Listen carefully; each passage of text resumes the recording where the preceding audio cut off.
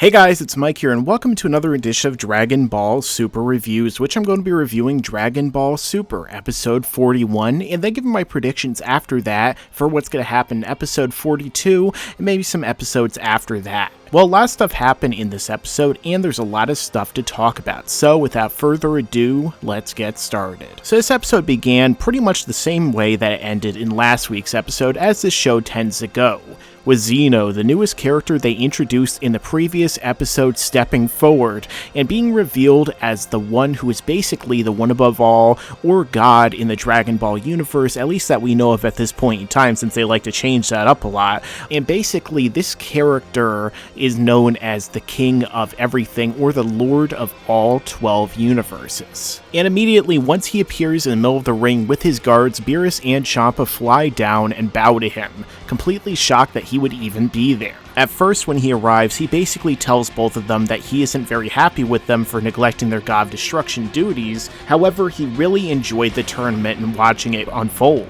In fact, he says he liked it so much that he even wants to see a tournament in the future fought, instead of with just 2 different universes, fought with all 12 universes. So I guess that they basically confirmed at this point in time that we are going to see yet another tournament at some point in Dragon Ball Super, and it's going to feature not 1 or 2, but all 12 universes and fighters from all 12 universes coming together. And man, does that sound really awesome, and I can't really wait to see that. But of course, in typical Goku fashion, he walked up to the God of all things, shocking everyone in the process, trying to walk up to him so that he could shake his hand. At first, his 2 guards disappeared, phasing through the ground and appearing before Goku, showing off some really interesting techniques. And naturally, they didn't want him to go anywhere near the God of all things. However, he said that it would be alright, and Goku walked up to him and extended his hand. Everyone was scared that this was going to offend Zeno, however, he extended his hand as well and shook Goku's, and Goku actually pulled him up into the air real quick,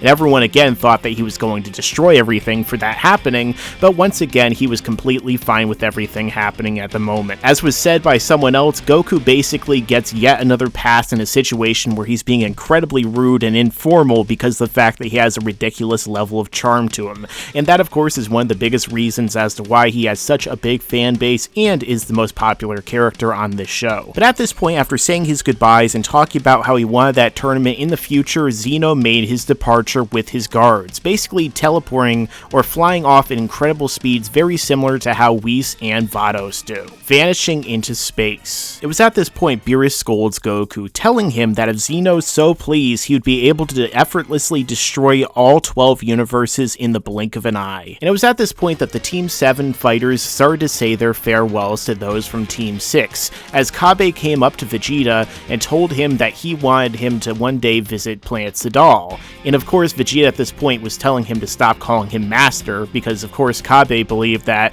at this point in time, I guess that he thinks that Vegeta is his master for showing him the ways of Super Saiyan and, you know, wanting to surpass him in the future. So that's some little cool further character development for them as, you know, a couple of characters. And it would definitely be interesting in the future to see if Vegeta and Kabe will actually, you know, train together, and maybe Kabe will be the Oob to Goku, you know, in that case, basically where Goku has Oob and he's off training with him, maybe, you know, Vegeta's off training with Kabe, you never know, maybe we could see that come if they decide to go past the end of Z. But basically at this point, Goku says his goodbyes to Hit, and I guess that the next time they're gonna meet is going to be at that next tournament, which is the entire reason Champa decided to spare all of the other members of Team Universe 6, because he's gonna need them to fight in that upcoming tournament that the god himself said that he wanted. Elsewhere, we also see that Boo finally woke up from his sleep, which, you know, is a little bit ridiculous considering the fact that how do you sleep through all of that? Even Monaka woke up in the middle of his, you know, pass out from being so weak from seeing all the powerful fighters, but I guess, you know, that's just Boo's character. The guy slept for millions of years at a time after all. And so basically at this point in time, we get to the next portion of the episode, which, let me tell you guys, is pretty awesome.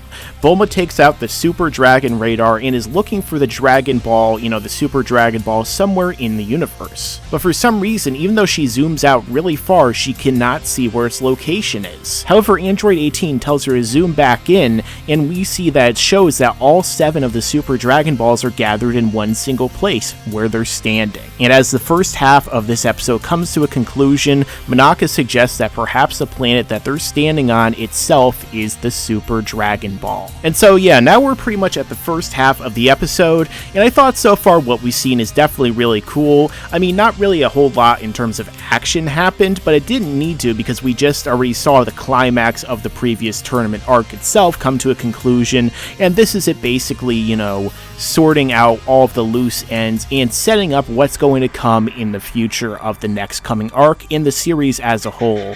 Now, I don't really know for sure if what they've said so far is necessarily going to lead into the next arc. I don't know if the next arc is going to be that tournament or if something different is going to happen, which of course I'm going to have to get into later in my predictions. But, you know, Dragon Ball Super, especially recently, these first halves have been really blowing by. So, you know, do you guys still agree with me on that? Do you think it kind of rushed by?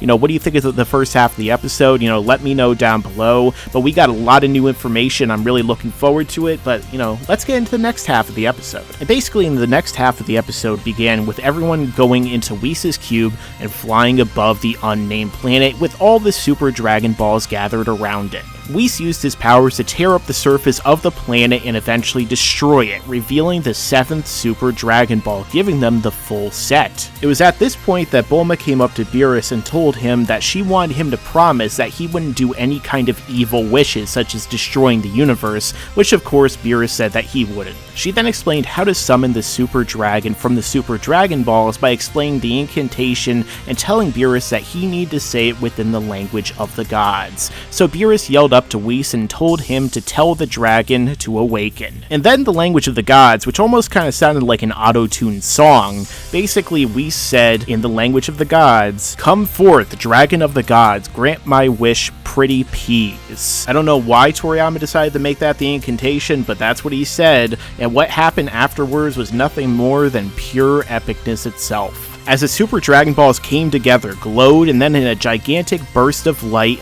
birthed what appeared to be a dragon. One that was so massive that it completely dwarfed the cube, looking the size of a planet. And this dragon was sealed within this strange kind of sphere of energy, but it roared, let out a burst of energy, flew up into the sky, and shattered the sphere that it was in. And then in a really cool scene, this dragon actually flew up, circled around a star, and then started flying through different solar systems or planets, and actually just nonchalantly ate this planet, which, you know, I guess once again I feel bad for any of the, you know, people that were living on that planet, but in Dragon Ball they don't really seem to care about the collateral damage of planets and possible billions of lives anymore. But then this dragon actually became even cooler as he flew outside this galaxy and expanded over and over until he was ridiculously gigantic, dwarfing every single galaxy around him and basically the universe as a whole.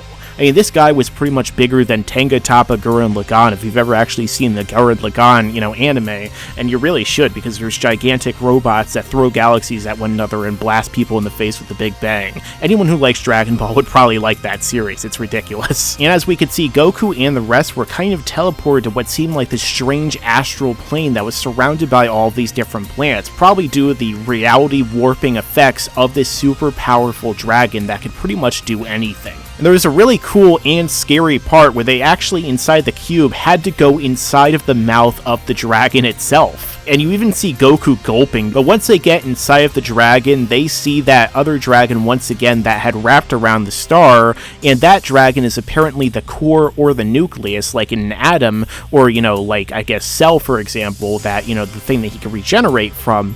And basically, this is the one that they have to speak to in order for him to grant their wish. And it's at this point that Beerus decides upon his wish and tells Whis to make it. And so Whis speaks in the language of the gods to the dragon and makes an ultimate wish, which the dragon effortlessly grants. The gigantic universal dragon then roars and explodes in a burst of light, setting the Super Dragon Balls flying throughout the two universes and their homes. And of course, the wish that Beerus had made and had told Whis to make was actually so that Beerus could bring back the Earth that was in Universe 6. So now that Earth is completely revived, and probably everyone who is on it has been brought back to life. So that's going to be really interesting, and I feel like in a gigantic way that's really going to contribute to what happens in the future of this series. I mean, you just don't wish back Earth and then have nothing happen, especially when it was a climax and basically the ultimate wish that they made in this arc after all. So I kind of wonder what's going to be found on that Earth in the future.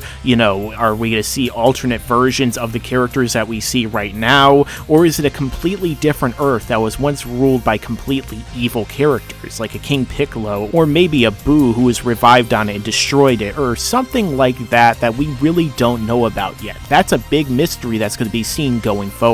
But then we cut to Vados and Champa, and we see both of them talking as Vados reveals that Earth 6 really was brought back to life, and Champa is shocked, and basically they say that Beerus was too proud to admit that he did something nice for Champa for once. But after all, they are brothers, so I would assume that they would do something nice for one another every once in a while, although this is a lot nicer than you would expect from a god of destruction who probably just likes to blow stuff up, you know, as a present. Happy birthday, Champa! I just blew up 10 galaxies! Oh my, the horror.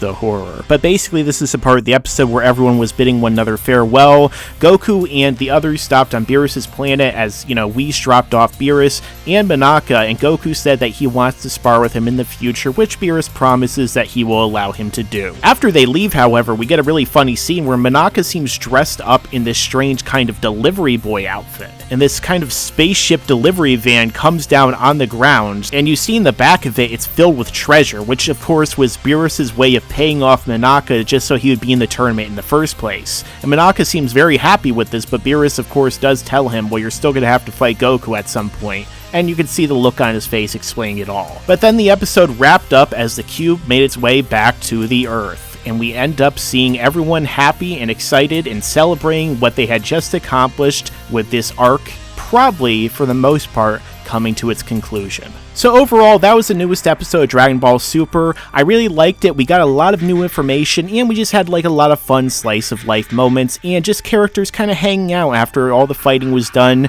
and no one really died in this arc, which is surprising. Well, except for the people that the dragon ate, or, you know, maybe, you know, those who were killed by the destruction of the gigantic explosions and stuff that kept getting outside the tournament. But, you know, aside from that, pretty much no one died. All the characters we care about are alive, and people got brought back to life on Earth 6. So it's going to be really cool to see where all of this is going to go in the future. I mean, it's really up in the air at this point. It seems like they could probably do anything. The only thing that I would have liked to see is maybe, you know, some of the Earth 6 people coming to Earth 7 to hang out in the next episode. I'd love to see, you know, Goku hang out with Hit and maybe the two of them training, or maybe all three, you know, with Vegeta joining them, train together and really pushing themselves even further. Because realistically, when you think about it, training with Hit would be the best trainer possible, because he's just going to keep increasing his power as you train, so you really just don't reach any kind of limit with this character. I mean, I don't really know why he wouldn't be able to beat Beerus or Champa or anything like that, but realistically, this was a really cool episode, and you know, it really just seems like there's so many different possibilities for things that can happen in the future, so I really enjoyed it, and I'm really looking forward to what's to come in the future. But talking about the future, how about we get into my predictions? In the next episode, we see everyone is back on Earth, but we see something really strange as Goku is fighting with what appears to be Monaka, but Monaka seems to be dressed up like Mr. Satan. For example, he's wearing his cape, and he's also wearing his World Championship belt, and strangely enough, he seems to be the same size as Goku in this case, which he obviously wasn't before. But the strangest thing of all is that he's both fighting Goku and seems to be doing a really good job of it. In fact, we see him get a punch in on Goku and send him flying back. But this next episode preview seems all kind of strange, as Krillin seems to be using the Taioken, or the solar flare, on Goku to distract him, and then we see Piccolo reaching over his arm and grabbing Goku. So I don't know what's going on here. It's almost like they're trying to stop Goku from fighting Monaka, but is this character really Monaka? Or is it possible that Monaka, you know, was simply a stand-in for this real character who really was, you know, that ultimate fighter that Beerus was talking about earlier, and maybe he just didn't want to show up for the tournament and fight for whatever reason, and he's so powerful that Beerus just decided not to fight him over it and just decided to take someone that he could just pay off. I mean, it's really strange that this is all happening. We have no idea or no kind of point of reference to understand why this is happening, but it's going to be really interesting nonetheless to see this play out. And I feel like, you know, even though we haven't seen anything about it yet, I feel like Earth 6 is really going to play a big part and what's to come in the future. Now, we still don't know what's going on in Earth 6. We don't know what it's from, or, you know, if what the divergent point between Earth 7 and Earth 6 actually would be. I really don't think that it's the Future Trunks timeline or anything to do with Future Trunks, though, because the timelines are supposed to be self-contained within a universe. They're not supposed to be separate universes, or else there would be 4 different universes that would be just different offshoots of Earth, because the fact that there's 4 different timelines that were created through time travel in the Dragon Ball, at least the Cell arc, although, you know, I don't count any of the stuff that Beerus and Whis did, you know, with their turning back time, because that was a do-over. So I think that they basically erased what had happened, except for in the memories of the characters who went back in time, as opposed to creating a totally different timeline. But overall, this has been another edition of Dragon Ball Super reviews and predictions. Tell me your own thoughts down below. Do you like this review?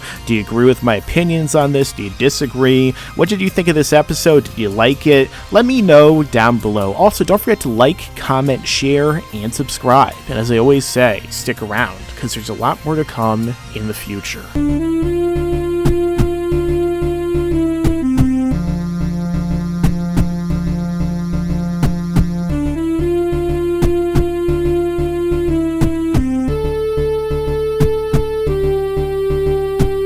Don't forget to subscribe.